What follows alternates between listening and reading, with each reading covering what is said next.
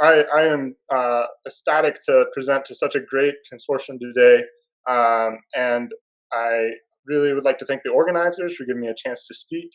Although they could have done me a little bit of a favor and not put me right after Bridget, because I didn't sleep very well last night knowing who I had to follow. So, what a wonderful talk. I'm going to be talking today. We're Parthenon Therapeutics, which is a precision oncology company looking for drug discovery, and really talking about how to leverage machine learning in this process. Of course, it's fitting that I begin by acknowledging this is the product of many hands who have contributed, including my co-founders, Vito and Laurent, along with our scientific advisory board and many colleagues and collaborators who have had the privilege of working with. And so I couldn't do this work without them, and I've tried to acknowledge them appropriately on the slides, but I could never do justice to all their great work. So the narrative thread that I'm trying to pull through this talk really centers around the clinical value of in vitro models. And one of the concepts that comes out a lot is phenotypic assays in general are judged by how well the in vitro model represents the disease biology. And while this is certainly a critical bottleneck in the translation of these studies to the clinical setting, one potentially overlooked feature of these models is how we analyze them. And a central component of the Parthenon approach is by improving the analytics of preclinical models. We're reimagining a precision oncology discovery engine based on systems biology models to enable data-hungry machine learning algorithms. And these are the kinds of algorithms that really need the scale and throughput of in vitro studies to have clinical impact. Toward this end, we have three systems-based algorithms, which I'll be discussing throughout the talk. First is Bouillabaisse, which is a machine learning framework for modeling diversification of cellular subtypes emerging from transcription factor dynamics. The second is the DIP rate, drug-induced proliferation rate, which is a approach to quantifying drug efficacy in vitro studies based on the growth rate of the cells as opposed to static time point measures. And then the final technological pillar is centered on the quantification of drug combinations using the MuSyC algorithm and leveraging those insights toward predicting synergistic combinations using, say, neural network approaches. And so the disease indications for which we're currently applying these core technologies are small cell lung cancer and BRAF mutated tumors.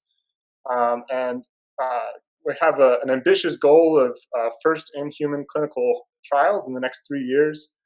But really the technologies that surround a lot of these projects are amenable to many disease indications, we feel. And we look forward to expanding to other areas as we grow.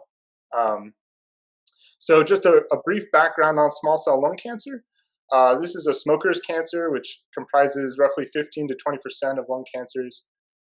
It is characterized by very early metastatic spread to the brain, so early, in fact, that upon diagnosis, you are treated with prophylactic transcranial radiation and strong chemotherapy. And if you're untreated, survival is 6 weeks. But even with that severe kind of treatment strategy, less than 5% survive at 1 year. And despite large gains in targeted therapies in immuno-oncology and other diseases, no new treatment strategies have really emerged for this disease in 50 years. And this disease is actually one that we know quite a bit about it from preclinical studies. So we know the cell of origin is a pulmonary neuroendocrine cell. We know that it has obligatory loss of the tumor suppressor RB1 and P53, and these have to be biallelic inactivations.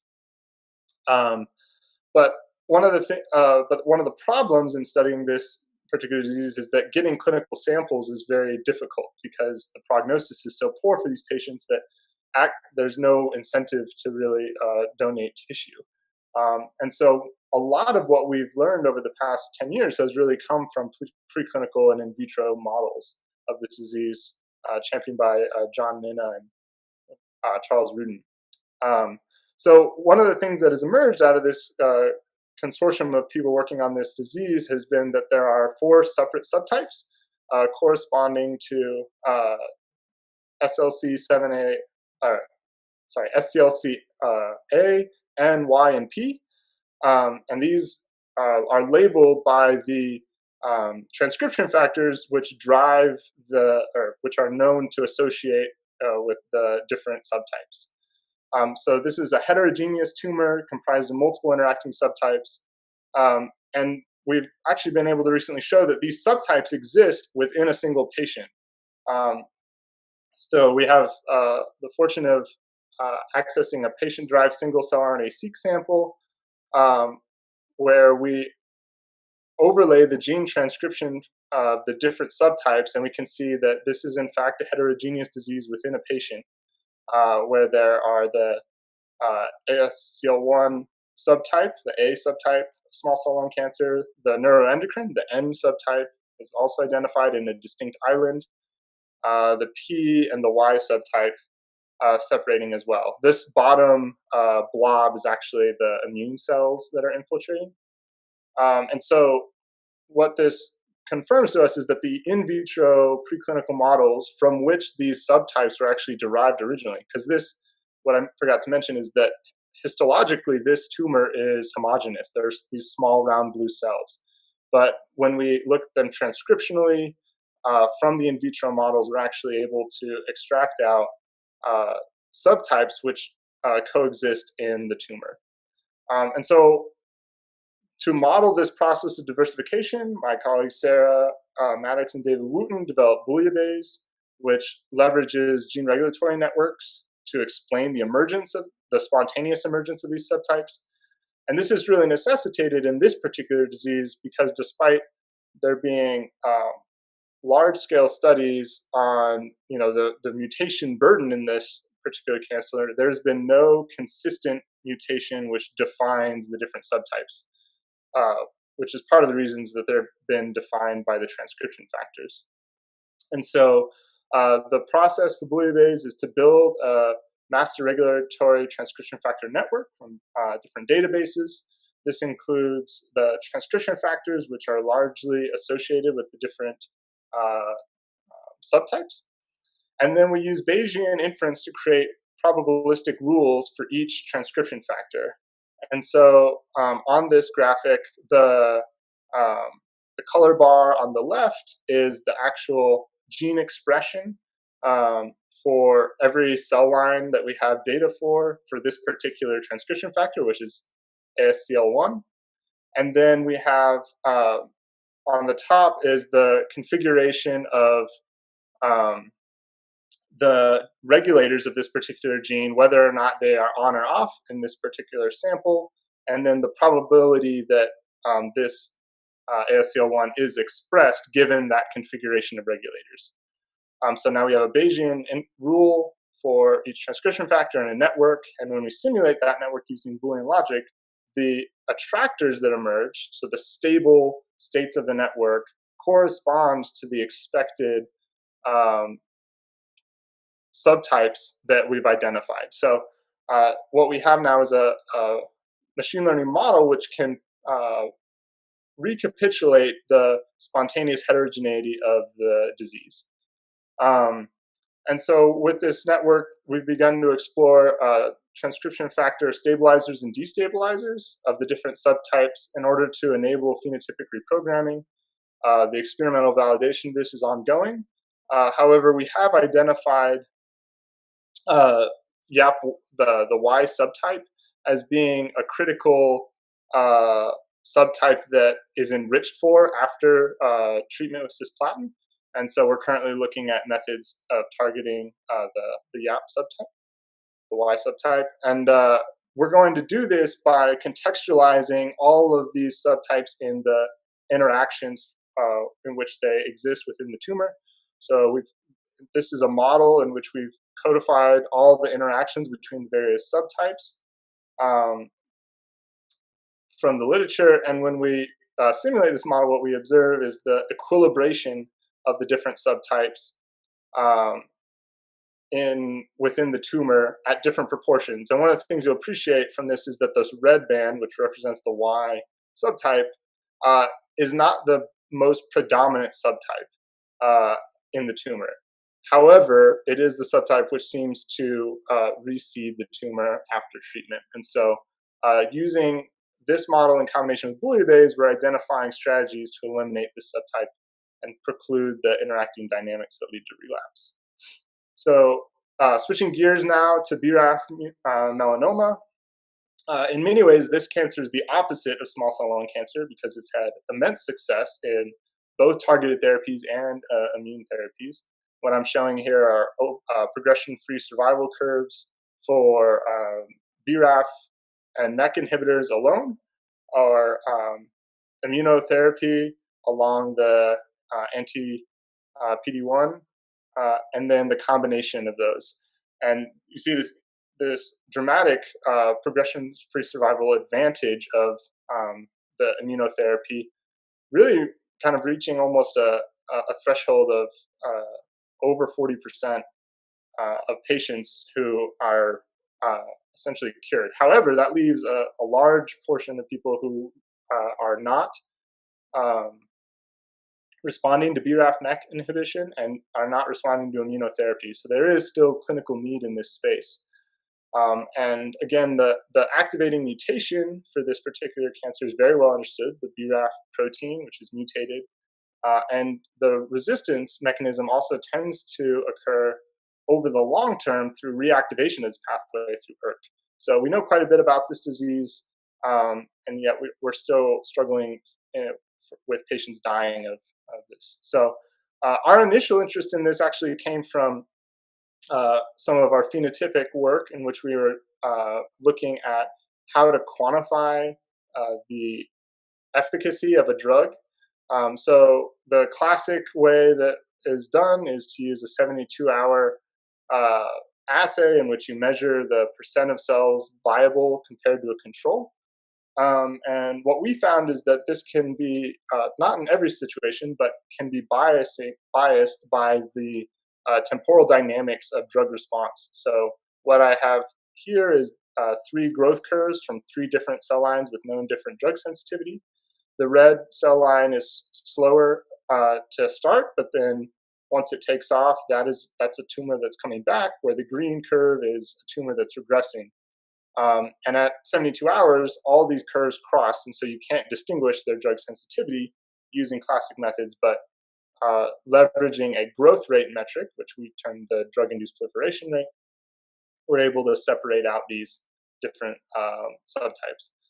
And the reason this is critical, and this isn't just a nuance, and this kind of gets back to that central theme of the talk I really wanted to harp on, is that it's not just a minor difference, because when you reorganize the sensitivity of these cell lines to the BRAF inhibitors using the metric which is not temporally biased, now the correlations that you pull out in subsequent steps for genes which correlate to insensitivity are different.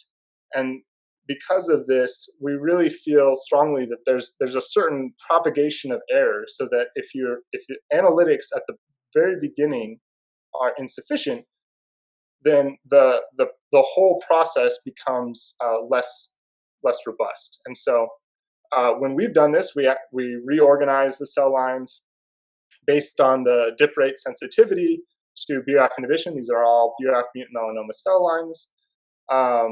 A2058 is very insensitive, where WM88 is very sensitive. And the key modules that emerged with positive correlating to this all related to redox biology. And so several of the projects that I was mentioning are derived from this data. But this immediately presented us with a kind of a problem, because now we have a phenotypic measure of drug effect, which is not a percent, in fact, is definitively not that.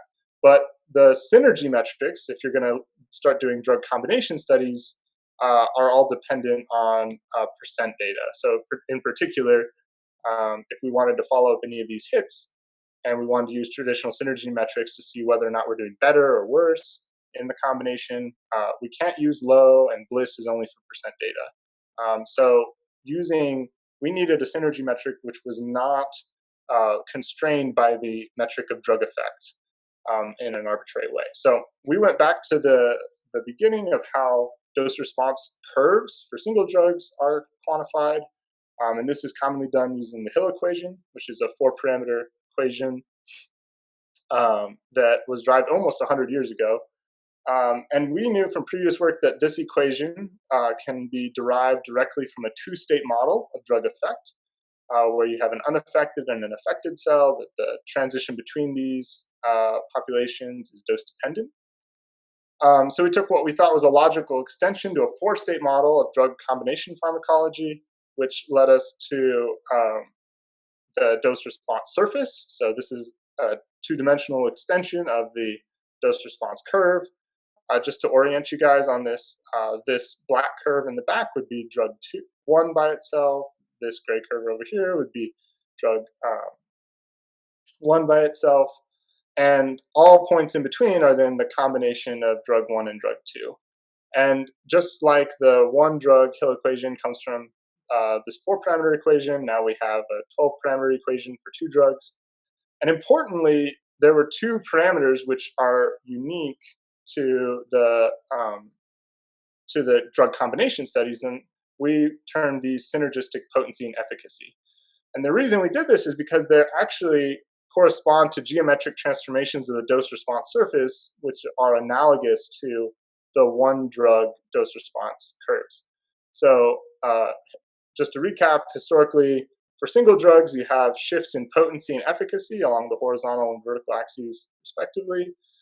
And so analogously, our parameters, synergistic potency and synergistic efficacy, which we call alpha and beta, correspond to horizontal and vertical transformations of the dose response surface. And these synergies we feel are important to distinguish because the goals of combining drug combinations in the clinic commonly fall along 2 different axes. So either you're combining drugs to reduce off-target toxicities via dose reduction, or you're looking to escalate therapeutic effect via a combination over single agents. And so if you don't distinguish between these 2 things, when you're subsequently trying to optimize a clinical combination, you don't know if the synergy that you achieved was due to potency or efficacy. And particularly in cancer, we're really more interested in synergistic efficacy. However, I can speak specifically for methods like low, they tend to only quantify synergy of potency. So again, this theme of analyzing the data in a certain way, potentially increasing the clinical relevance. And so we can circle now back to that question of co-targeting the redox pathway. And we do find, in fact, that this particular redox gene is significantly correlated with the rate of growth of the cells in response to BRAF inhibition. That's the left-hand plot. The middle plot shows that the expression of this redox gene strongly correlates with the synergy achieved when you co-target it and BRAF. And so, but this is not the case for synergistic potency. And so we really are using this to identify synergistic combinations which improve the efficacy of our platform. So does it really matter? Is a question we get a lot. Are you making incremental changes here?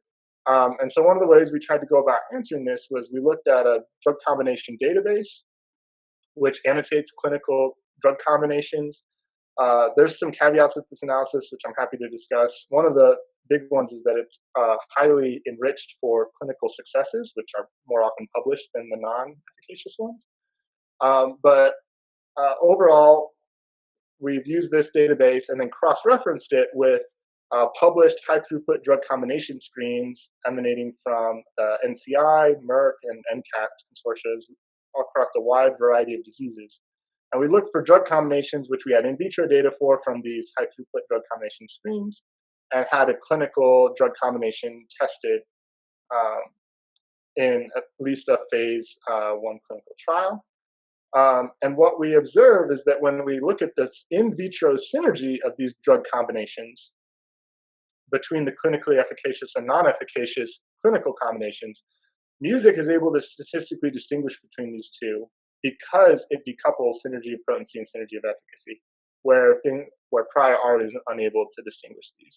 And so really the conclusion is that uh, the clinical value of these in vitro models or their clinical predictivity depends strongly on the analytics used to quantify them. Okay, so where do we go from here? One of the big pushes within our group has been focused on now predicting drug combination synergy using machine learning models. And the need for this becomes immediately apparent when you consider that the number of possible drug combinations quickly exceeds any kind of experimental throughput you could potentially configure. For example, if you're considering, all of 2,000 drug library, but you want to do all pairwise combinations, now you have 2,000 times 1,999. So the number of possible combinations quickly exceeds any kind of experiment you can do. But we can't just apply machine learning models blindly, and this gets back to some analysis we did where we looked at taking a machine learning model to predict synergy and training it to different ways of measuring synergy. And so we used Bliss, highest single agent, HSA, and low, and then looked at the top 1,000 compounds predicted to be the most synergistic with these various synergy models. And what we observed is very little overlap. And so it's not enough to have the machine learning model. You also have to trust what you're training it on. And this is a critical insight. So just to orient you on this Venn diagram, I've highlighted the first overlapping combination between Bliss and low is at the 263rd position in low. So you would pursue totally different discovery efforts depending on which synergy metric you trained on. So trusting the metric is as important as the model. And so what we've been doing is building MuSyC Box, which leverages phenotypic data in a machine learning algorithm to predict synergistic combinations. In particular, the phenotypic data we've been leveraging are drug response omics signatures of single agents. So we take the single agent drug response and how that changes the gene expression, as well as the chemical structure of the single agents. And then using a machine learning model based on a neural network, we're predicting whether or not a particular combination is synergistic according to MuSyC, and in particular, synergistically efficacious. So in the short term, we're using a black box densely connected neural network.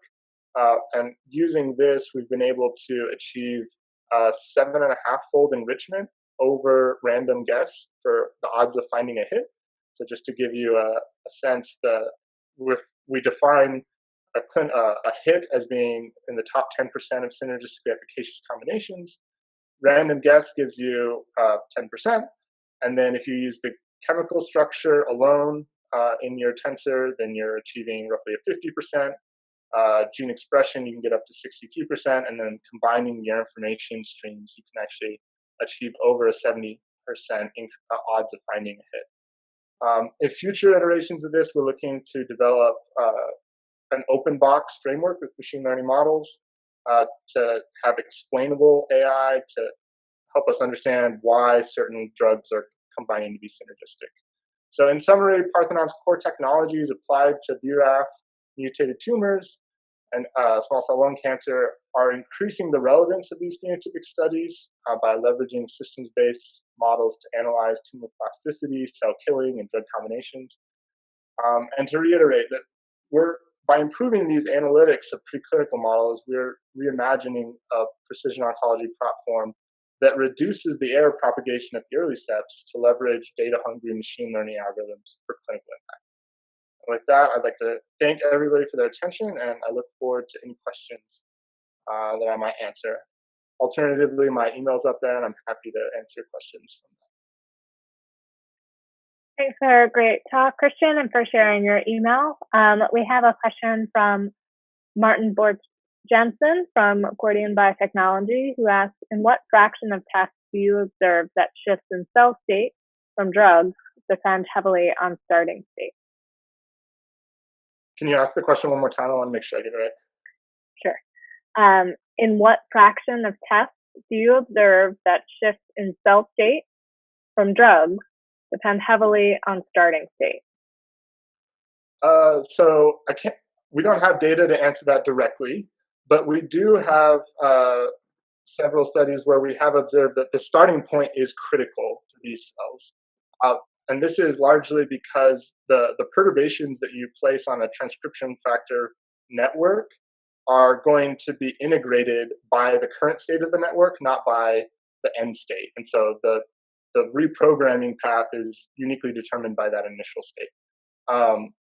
I don't have. If you have a specific compound that you're thinking of in that case, maybe that would help me specify that question. But it's a really good question and certainly something that we have to think about. All right. Well, hopefully you both can connect and discuss. So thank you once again, Christian, for a great talk and for participating in this event.